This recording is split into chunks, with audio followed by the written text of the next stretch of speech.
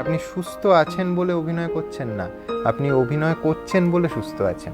একদম খাঁটি কথা বলেছো, সঠিক কথা বলেছো। আমি অভিনয়টা করে যেতে পারছি বলে আমি এখনো সুস্থ আছি। বেঁচে থাকা কেন বলছেন? এটা তো বেঁচে নেওয়া। প্রতিদিন একটা সৃষ্টিশীল কাজের সঙ্গে যুক্ত আছেন। আমি যদি শুটিংই না করতে পারি তাহলে আর বাঁচা কেন? যদি এখনো আমার মধ্যে যৌবনের কোনো কণা জ্বলে ওঠে, সেটা শুধু আমার কাজ করতে বলো, আর আমি কিছু চাই না। আমার নিজের এখনো অভিনয় করার ইচ্ছেটা, লোভটা, লোভ বলাই ভালো, আমি এখনো বড় লোভী এই অভিনয় করার ব্যাপারে।